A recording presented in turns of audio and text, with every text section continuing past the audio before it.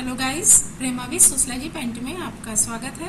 समाजशास्त्र विषय की जानकारी के लिए हम अपनी क्लास को आगे बढ़ाते हैं। आज का टॉपिक है सामाजिक प्रक्रियाएं। आज हम सामाजिक प्रक्रियाएं के विषय में जानेंगे जिनके द्वारा समाज में बहुत सारी क्रियाएं होती हैं और उन क्रियाओं के द्वारा ही समाज में व्यवहार बनते हैं, संगठन बनते हैं, समायोजन होते हैं, संघर्ष होता है, प्रतिस्पर्धा होती है और आपस में अनुकूलन भी करते हैं। तो ये जो सामाजिक प्रक्रियाएं होती हैं उनके विषय में जानेंगे कि सामाजिक प्रक्रियाएं कौन कौन सी होती हैं और इन सामाजिक प्रक्रियाओं के द्वारा जो सामाजिक व्यवस्था है वो निरंतर किस प्रकार से बनती है। तो चलिए आगे जानते हैं हम लोग। तो सामाजिक प्रक्रियाएं हैं। सामाजिक प्रक्रियाओं में ये जो 4 स्टेप होते हैं, ये 4 स्टेप ही महत्वपूर्ण हैं, जिसमें सामाजिक प्रक्रियाओं में सहयोग, प्रतिस्पर्धा, संघर्ष और आत्मसात। तो हम आज इन्हीं चारों के विषय में जानेंगे और समझेंगे। चलिए आगे बढ़ते हैं। आगे बढ़ने से पहले मैं ये कहना चाहूँगी कि यदि आप मेरे चैनल पर पहली बार विजिट कर रहे हैं तो चैनल को लाइक, शेयर, सब्सक्राइब करिए। चलिए आगे जानते हैं और अपने टॉपिक को समझते हैं। समाज में रहकर व्यक्ति अपनी आवश्यकताओं की पूर्ति के लिए तथा सामाजिक हितों के लिए निरंतर कुछ न कुछ क्रियाएं करता है। समाज में रहकर व्यक्ति अपनी आवश्यकताओं की पूर्ति के लिए तथा सामाजिक हितों के लिए निरंतर कुछ न कुछ क्रियाएं करता है और उन क्रियाओं के द्वारा व्यक्ति एक दूसरे के साथ सहयोग भी करता है, संघर्ष भी करता है, प्रतिस्पर्धा भी करता है तथा समायोजन भी स्थापित करता है और आत्मसातकरण भी करता है। तो यानी जो सामाजिक हितों की पूर्ति के लिए व्यक्ति क्या करता है, समाज में रहता है और समाज में रहकर ही अपने सामाजिक हितों की पूर्ति के लिए, अपने व्यक्तिगत हितों की पूर्ति के लिए निरंतर क्रियाएं करता रहता और उन क्रियाओं को करता है। तो उन क्रियाओं के साथ बहुत सारे ये क्रियाएं होती हैं, वो विभिन्न प्रक्रियाओं के द्वारा ही संपन्न होती हैं। तो इसमें जो व्यक्ति होते हैं वो एक दूसरे के साथ जब इन प्रक्रियाओं को करते हैं तो उसमें क्या होता है कि सहयोग भी शामिल होता है, संघर्ष भी शामिल होता है, प्रतिस्पर्धा भी शामिल होती है, समायोजन भी शामिल होता है और आत्मसातकरण भी शामिल होता है। इन्हीं सबसे मिलकर ही व्यक्ति अपने सामाजिक हितों की, अपनी आर्थिक हितों की, अपनी व्यक्तिगत हितों की पूर्ति करता है। चलिए आगे जानते हैं। इस प्रकार समाज में बहुत सारी क्रियाएं होती हैं और इन सभी क्रियाओं इस प्रकार समाज में बहुत सारी क्रियाएं होती हैं और इन सभी तरह की क्रियाओं को सामाजिक प्रक्रियाएं कहा जाता है। तो ये जो मैंने बताया कि समाज में निरंतर कुछ न कुछ होता रहता है और वो समाज में अपने सामाजिक हितों के लिए, व्यक्तिगत हितों के लिए क्या करता है, व्यक्ति संघर्ष करता है, प्रतिस्पर्धा करता है, समायोजन करता है, आत्मसातकरण करता है। तो ये ही सारी क्या है, ये ही सारी सामाजिक प्रक्रियाएं हैं। चलिए आगे जानते हैं कि सर्वप्रथम जो ये सामाजिक प्रक्रिया की अवधारणा को विषय में बताया है, सर्वप्रथम जो ये सामाजिक प्रक्रिया की अवधारणा के विषय में बताया है वो सामाजिक विचारक E.A. रॉश ने सन 1905 में 38 प्रकार की सामाजिक प्रक्रियाओं की सूची इन्होंने तैयार की थी और इस 38 प्रकार की जो सामाजिक प्रक्रियाओं की सूची तैयार की थी उनमें से जो मुख्य थे, जो समाज में निरंतर प्रत्येक जिन प्रक्रियाओं से होकर प्रत्येक व्यक्ति को गुजरना पड़ता है, उन प्रक्रियाओं को इन्होंने मुख्यतः फोकस में रखा, यानी उन प्रक्रियाओं को विषय में ही इन्होंने सबसे पहले स्पष्ट करने की कोशिश की है। तो उन प्रक्रियाओं में अनुकूलन है, सहयोग है, समझौता है, अनुकूलन है, सहयोग है, स्पर्धा है और ये सभी चीज़ें जो हैं जो वो व्यक्ति को प्रत्येक व्यक्ति को इन प्रक्रियाओं से होकर गुजरना पड़ता है। तो इसके विषय में सर्वप्रथम एरोस ने बताया 1905 में। फिर उसके बाद गिलिन एवं गिलिन ने सामाजिक प्रक्रियाओं की 6 श्रेणियों को प्रस्तुत किया है। एरोस के बाद फिर गिलिन एवं गिलिन ने भी सामाजिक प्रक्रियाओं की 6 श्रेणियों के विषय में बताया है। पार्क एवं बर्गेस ने अंतःक्रिया के 4 तत्व बताए हैं। पार्क एवं बर्गेस ने अंतःक्रिया के 4 तत्व बताए हैं। तो ये जो 4 तत्व हैं, वही 4 तत्व ही सामाजिक प्रक्रियाएं हैं। तो उन 4 तत्वों में पार्क एवं बर्गेस ने सहयोग को रखा है, प्रतियोगिता को रखा है, समायोजन को रखा है, संघर्ष को रखा है, आत्मसात को रखा है। इन्होंने एक और बताया है आत्मसातकरण। तो इन्होंने बताया है, यानी इन्होंने 5 बताए हैं। तो एक सहयोग, प्रतियोगिता, समायोजन, संघर्ष और आत्मसात। तो पार्क एवं बर्गेस ने जो सामाजिक प्रक्रियाएं या जो समाज के अंतःक्रिया के 4 तत्व, ये 4 नहीं है, इसे के 5 है। तो ये जो 5 तत्व बताए हैं, किंतु जो फेमस तत्व हैं, यानी जो मुख्यतः माने जाते हैं, वो 4 ही तत्व होते हैं। तो जिसमें सहयोग, प्रतियोगिता, समायोजन और संघर्ष। आत्मसातकरण तो ये एक अंतिम अवस्था होती है जब ये इन सभी 4 से गुजर चुका हुआ होता है। इस सारी प्रक्रियाओं से गुजरने के बाद जो अंतिम अवस्था आती है वो आत्मसातकरण की अवस्था आती है। तो इसको इन्होंने क्या किया है, पार्क एवं बर्गेस ने 5वां तत्व बताया है। किंतु जो सामाजिक प्रक्रियाएं होती हैं वो 4 प्रक्रियाएं मुख्य हैं। तो चलिए हम इन 4 प्रक्रियाओं के विषय में जानते हैं और समझते हैं।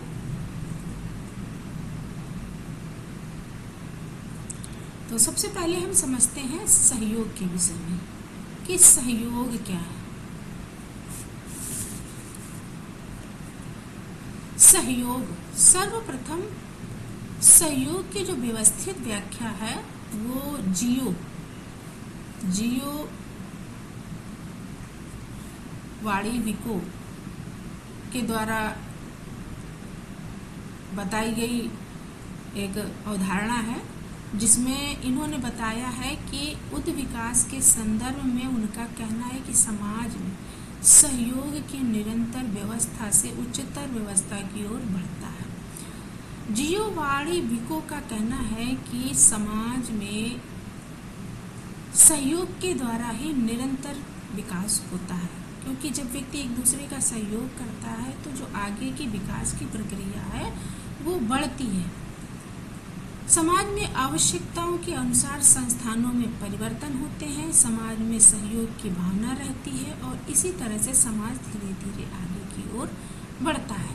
तो जो सहयोग की बात है या सहयोग की जो अवधारणा है वो सर्वप्रथम जियो वाड़ीविको के द्वारा बताई दी गई है और इन्होंने इनके अनुसार समाज में जो सबसे पहली अवस्था है वो सहयोग की है और इन्होंने सहयोग को बताया है कि सहयोग के द्वारा ही समाज के विकास का रास्ता प्रशस्त होता है।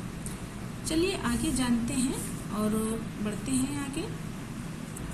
सहयोग के विषय में ग्रीन ने 3 प्रकार बताए हैं। सहयोग के 3 प्रकार बताए हैं ग्रीन महोदय ने। इन्होंने बताया है प्राथमिक सहयोग, द्वितीयक सहयोग और तृतीयक सहयोग। तो जो इसमें इन्होंने प्राथमिक और द्वितीयक सहयोग बताया है, वो जो सहयोग बताया है उसमें इन्होंने बताया है कि जो प्राथमिक सहयोग होते हैं वो ऐसे सहयोग होते हैं जैसे कोई असहाय इंसान होता है और उसको सबसे पहले सहयोग की आवश्यकता होती है तो उसे प्राथमिक सहयोग में माना जाता है। जैसे कोई दुर्घटना में व्यक्ति क्षतिग्रस्त हो गया है, उसको तुरंत सहयोग की आवश्यकता है। फिर उसके बाद द्वितीयक सहयोग होते हैं, जो सहयोग आपस में मिलकर एक दूसरे के साथ किए जाते हैं अपने हितों की पूर्ति के लिए। और जो तृतीयक सहयोग होते हैं, ये तृतीयक सहयोग संगठित होकर बहुत ही व्यापक स्तर में किए जाते हैं, जो देश से अंतर्राष्ट्रीय स्तर तक होते हैं। उसके बाद आगे है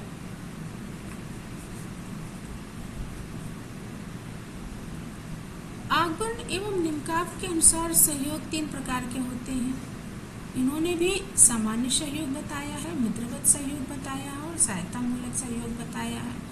तो इन्होंने भी कहा है कि एक सहयोग होता है जो सामान्य होता है, यानी ये जो सहयोग होता है ये व्यक्ति की आदत में होता है और ये व्यक्ति एक दूसरे को अपने भावनात्मक तौर पर करते हैं। और मित्रवत सहयोग होता है और उसके बाद होता है सहायता मूलक सहयोग। तो ये सब सहयोग जो होते हैं, जिसमें सामान्य सहयोग में हमारा परिवार, पड़ोस, मित्र समूह आता है, और मित्रवत सहयोग भी होता है जो परिवार होता है। इसमें हमारे मित्र समूह वगैरह होते हैं जो हमारे व्यावसायिक मित्र होते हैं, हमारे जो आर्थिक गतिविधियों में होते हैं। और सहायता मूलक सहयोग भी होते हैं जो एक दूसरे के सहयोग से होते हैं। और एक सहयोग के विषय में और हम बताते हैं जो दिया हुआ है A. W. ग्रीन के द्वारा एक सहयोग का विभाजन उन्होंने किया है। उसमें उन्होंने सहयोग के 3 प्रकार बताए हैं, जिसमें उन्होंने सबसे पहला सहयोग बताया है प्राथमिक सहयोग, द्वितीयक सहयोग और तृतीयक सहयोग।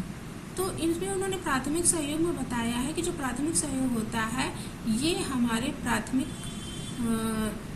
लोगों के द्वारा किया जाता है, जो हमारे प्राथमिक सहयोगी होते हैं, जैसे हमारा परिवार है, हमारा मित्र है, हमारे मित्र समूह है, पड़ोस है हमारा। और उसके बाद जो द्वितीयक समूह होते हैं ये हमारे व्यावसायिक होते हैं और औपचारिक होते हैं। और जो तृतीयक समूह के बीच होता है वो हमारे देश से अंतर्राष्ट्रीय स्तर तक होते हैं। तो इस तरीके से जो A.W. ग्रीन ने किया है, उन्होंने भी 3 प्रकार के सहयोग बताए हैं। चलिए आगे बढ़ते हैं और जानते हैं संघर्ष के विषय में। समाज में सहयोग होता है और जब व्यक्ति एक दूसरे के सहयोग को भी एक सामाजिक प्रक्रिया माना है, जो समाज की सबसे पहली ज़रूरत होती है सहयोग। उसके बाद जब समाज में सहयोग होता है तो जब आपस में उनकी आवश्यकताओं की पूर्ति नहीं हो पाती है तो उन आवश्यकताओं की पूर्ति के लिए संघर्ष भी होते हैं। तो जो ये संघर्ष है, ये संघर्ष व्यक्ति अपने उद्देश्यों की प्राप्ति के लिए दूसरों की इच्छा का विरोध प्रतिकार कर बलपूर्वक रोकने के विचार को संघर्ष कहते हैं। तो संघर्ष यानी किसके लिए होता है संघर्ष? संघर्ष होता है अपनी इच्छा की पूर्ति के लिए, यानी अपने उद्देश्यों की प्राप्ति के लिए, जो दूसरों के साथ बलपूर्वक भी हो सकता है। और इसका एक साधारण तरीके से भी संघर्ष किया जा सकता है, लेकिन जो संघर्ष होता है वो ज़्यादातर बलपूर्वक होता है, क्योंकि जब व्यक्ति उनकी आवश्यकताओं की पूर्ति नहीं कर पाता है तो वो अपने तरीकों को बदल देता है। टर्नर ने संघर्ष का कारण स्वार्थ की टकराहट को बताया है। टर्नर कहते हैं कि समाज में जब किसी व्यक्ति के स्वार्थों की पूर्ति नहीं हो पाती है तो संघर्ष होता है। तो आगे जानते हैं। इस प्रकार कई समाजशास्त्रियों ने संघर्ष के अलग अलग प्रकार के कारण बताए हैं, जिसमें लेविस क्लोजर ने संघर्ष के विचार बताए हैं जो काफ़ी लोकप्रिय हैं। उन्होंने बताया है कि प्रकार्यवाद एवं संघर्ष के बीच संतुलन या समन्वय की स्थिति प्रदान की है। इन्होंने क्लोजर का जो संघर्ष सिद्धांत है वो कहते हैं कि समाज में जब संघर्ष होता है तभी संतुलन की स्थिति समाज में होती है, यानी सामाजिक व्यवस्था बनती है। समाज में प्रकार्यात्मक व्यवस्था बनने का कारण संघर्ष होता है। तो क्लोजर संघर्ष को ही सामाजिक व्यवस्था का कारण मानते हैं। और मार्क्स कहते हैं, मार्क्स का द्वंद्वात्मक संघर्ष सिद्धांत है, जो कहते हैं कि व्यक्ति की अपनी आवश्यकताओं, जब इन्होंने उत्पादन के साधनों को संघर्ष का कारण माना है, संसाधनों को कारण माना है। डहरनड्राप ने भी संघर्ष का सिद्धांत दिया है। तो डहरनड्राप कहते हैं डेहरनड्राफ वो पहले व्यक्ति हैं जो प्रकार्यवादी समाजशास्त्री हैं जिन्होंने यह बताने का प्रयास किया है कि संघर्ष समाज की व्यवस्था के लिए हानिकारक होते हुए भी कभी कभी सुरक्षा कपाट का काम करता है, जिससे वर्तमान सामाजिक व्यवस्था बनाने में सुविधा होती है। फिर आगे है, लेस्ली वाइट ने संघर्ष के लिए परिभाषा दी है कि संघर्ष एक विरोधी प्रक्रिया है, तथापि यह सहयोग से अलग नहीं है। दोनों ही एक सिक्के के दो पहलू हैं। जहाँ संघर्ष है वहाँ सहयोग है, और जहाँ सहयोग है वहाँ संघर्ष है। तो लेस्ली वाइट कहते हैं कि संघर्ष की स्थिति तब उत्पन्न होती है जब व्यक्ति के स्वार्थों की पूर्ति नहीं होती है, और समाज में क्या होता है कि सहयोग और संघर्ष दोनों होते हैं, क्योंकि बगैर सहयोग के भी स्वार्थों की पूर्ति नहीं हो सकती है और बगैर संघर्ष के भी स्वार्थों की पूर्ति नहीं हो सकती है। इसीलिए लेस्ली वाइट कहते हैं कि संघर्ष एक ही सिक्के के दो पहलू हैं। जहाँ संघर्ष है वहाँ सहयोग है, और जहाँ सहयोग है वहाँ संघर्ष है। चलिए आगे जानते हैं। विभिन्न समाज शास्त्रियों ने संघर्ष के कई कारण बताए हैं, अलग अलग कारण, कि संघर्ष किन कारणों के कारण होता है। इसमें फ्रेडरिक नीत्शे ने संघर्ष का प्रमुख कारण प्रबुद्ध की इच्छा को माना है, यानी अपने स्वार्थों का कारण माना है, प्रबल इच्छा को माना है। फिर उसके बाद माल्थस ने जीवन में संसाधनों, ये सदनों नहीं है, यहाँ संसाधन है, संसाधनों की कमी को संघर्ष का कारण मानते हैं। संसाधनों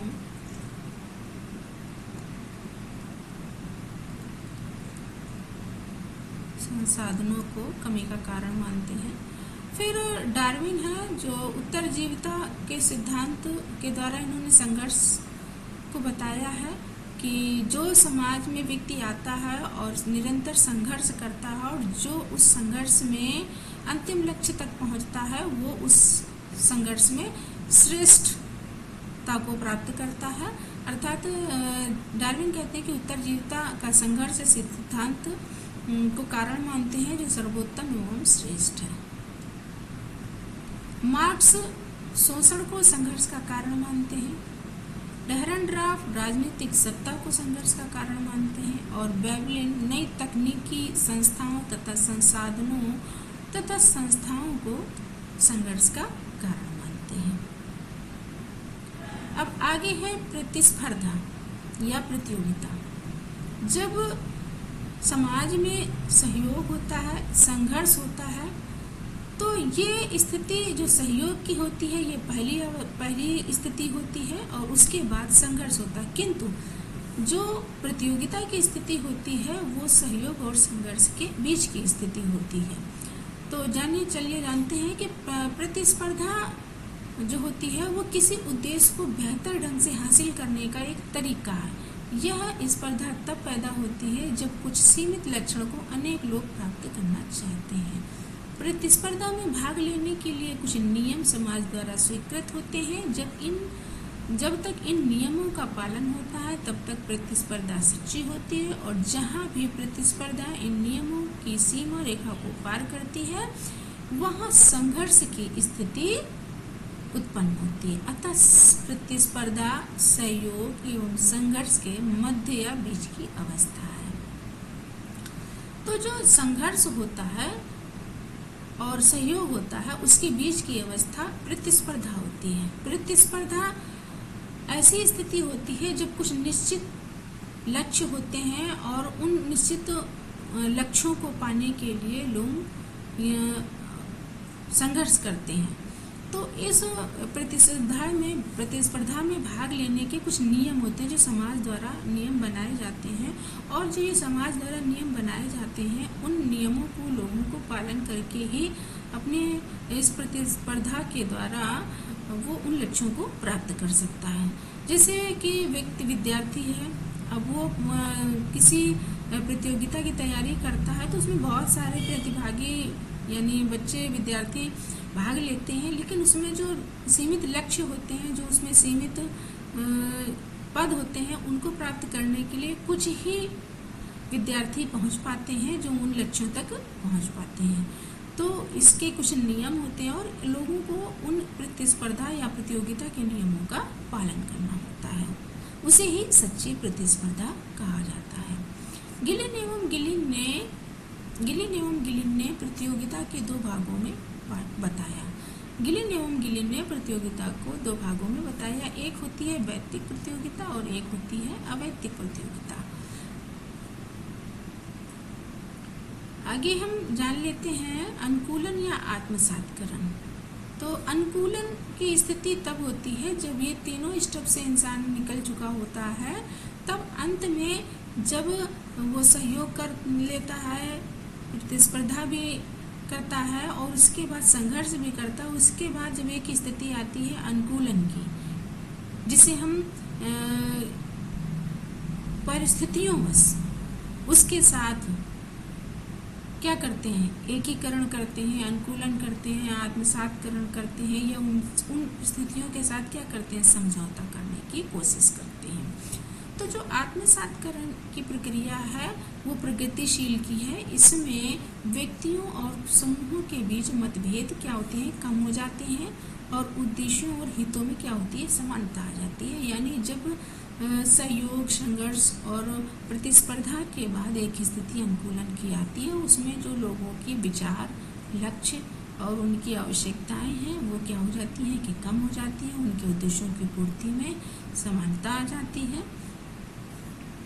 आत्मसात सामाजिक एवं सांस्कृतिक एकीकरण की प्रक्रिया है। संघर्ष से एकीकरण की ओर बढ़ने का प्रथम चरण या व्यवस्थापन है और आत्मसातकरण क्या है, अंतिम चरण है। तो जो सहयोग होता है, सहयोग क्या है, ये सामाजिक प्रक्रिया का प्रथम चरण होता है। व्यक्ति सहयोग से ही समाज में आगे बढ़ता है और फिर उसके बाद वो संघर्ष करता है, प्रतिस्पर्धा करता है और एक स्थिति आती है अनुकूलन की। अनुकूलन के बाद फिर वो क्या करता है, आत्मसातकरण करता है। तो जो सहयोग है वो प्रथम चरण है और आत्मसातकरण क्या है, अंतिम चरण की प्रक्रिया है। सहयोग से शुरुआत होने के बाद जब व्यक्ति अंतिम चरण में पहुंचता है तो वो स्थिति बनती है आत्मसातकरण की।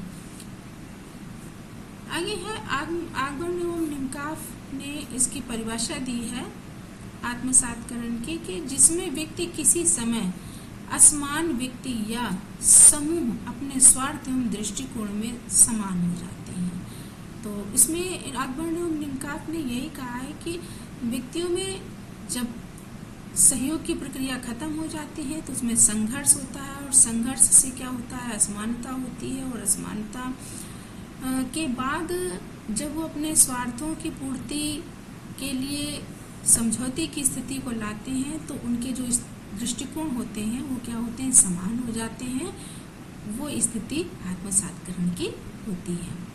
तो आज हम लोगों ने सामाजिक प्रक्रियाओं के विषय में जाना, जिसमें सहयोग, प्रतिस्पर्धा, प्रतियोगिता, संघर्ष और एकीकरण यानी अनुकूलन और आत्मसातकरण के विषय में जाना और समझा। वीडियो यदि अच्छी लगी हो तो चैनल को लाइक, शेयर, सब्सक्राइब करें। Thanks for